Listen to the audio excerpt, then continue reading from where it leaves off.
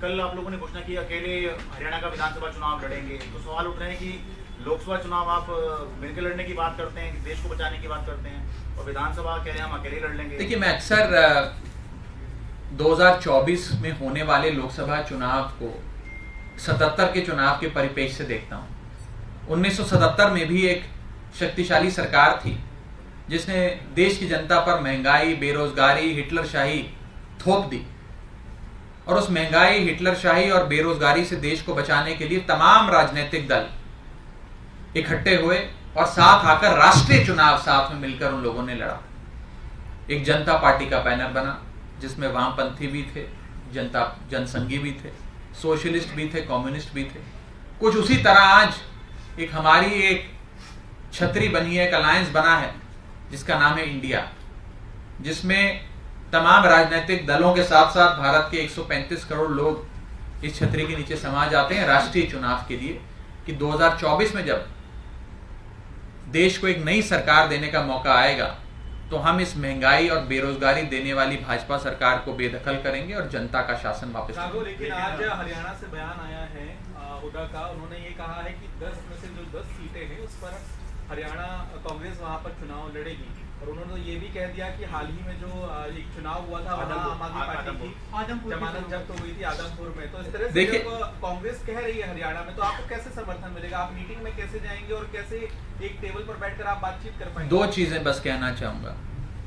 अगर इंडिया गठबंधन को तमाम नेता, राजनीतिक दल और जनता भी सफल बनाना चाहती है, जो कि सफल होगा, निश्चित तौर पे होगा, तो सबको 3 चीजें त्यागनी होंगी: मनभेद, मतभेद और महत्वाकांक्षा। जब ये 3 चीजें हम त्यागेंगे राजनीतिक तौर पे, तभी ये इंडिया गठबंधन सफल होगा। और मेरा ये मानना है कि जो एक कोऑर्डिनेशन समिति है इंडिया अलायंस की, यही वो समिति है जो ये सीट शेयरिंग से संबंधित तमाम फैसले लेगी। कोई नेतागण अगर व्यक्तिगत तौर पे अपनी राय जाहिर करना चाहते हैं, वो पार्टी प्लेटफॉर्म्स के भीतर भी और उसके अतिरिक्त भी जरूर जाहिर करें, उन्हें आजादी है। लेकिन कोऑर्डिनेशन समिति वो समिति है जो पार्टी के तौर पे तय करेगी कि किस राज्य में कैसे सीटों का बंटवारा होगा। और कोई एक राज्य एक समान नहीं है। जो स्थिति बंगाल की है वो स्थिति तमिलनाडु की नहीं है, जो महाराष्ट्र की है वो बिहार की नहीं है, जो उत्तर प्रदेश की है वो दिल्ली पंजाब की नहीं है, जो हरियाणा की है वो गुजरात की नहीं है। तो हर राज्य का अपना एक पॉलिटिकल कम्प्लेक्शन है, एक इलेक्टोरल रंग है, और उसके हिसाब से सारी चीजें तय होंगी। आपने त्याग की बात की, आपने महत्वाकांक्षा की बात की कि सब कोऑर्डिनेशन कमेटी तय करेगी, लेकिन पंजाब में आपकी की सरकार के नेता और मंत्री ये कह रहे हैं कि जो पंजाब में चुनाव होगा लोकसभा का, उसमें आम आदमी पार्टी सभी सीटों पर इंडिपेंडेंट चुनाव लड़ेगी। सबसे चर्चा करेंगे। लेकिन कांग्रेस एक तरफ आप कांग्रेस को त्याग करने की सलाह दे रहे हैं और आपकी पार्टी ये कह रही है कि हम इंडिपेंडेंट चुनाव लड़ेंगे, तो विरोधाभास है। मैंने आज की ये प्रेस वार्ता आम आदमी पार्टी की सीट शेयरिंग कैसे होगी, क्या होगी, उस पर नहीं बुलाई है मेरे मित्र। ये जो शामिल होते हैं उस बैठक में, वो कह देते हैं कि हम पंजाब का चुनाव लड़ने में सक्षम। देखिए, ये सारे फैसले आम आदमी पार्टी की ओर से हमारी पॉलिटिकल अफेयर्स कमेटी लेती है।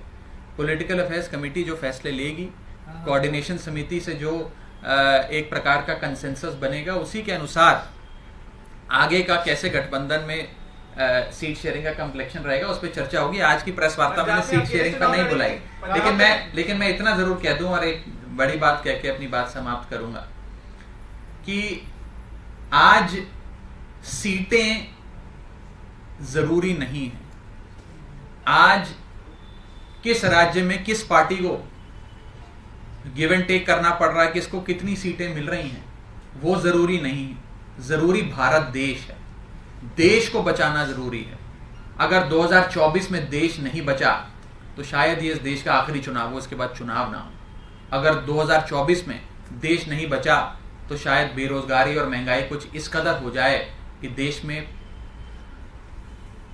कश्मीर से कन्याकुमारी तक, गुजरात से गुवाहाटी तक हर जगह त्राहिमाम हो जाए। और अगर 2024 के चुनाव में देश नहीं बचा तो हो सकता है इस देश में संविधान और लोकतंत्र दोनों समाप्त हो जाएं। इसलिए देश जरूरी है, व्यक्तिगत महत्वाकांक्षाएं, मतभेद और मनभेद जरूरी नहीं है।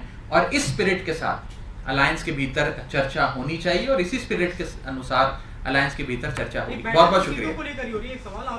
मैं बताऊंगा आपको, मैं जैसे ही बैठक खत्म होगी मैं सबसे पहले आपको फोन करके बताऊंगा कि बैठक में क्या, सबसे पहले आपको फोन करूंगा।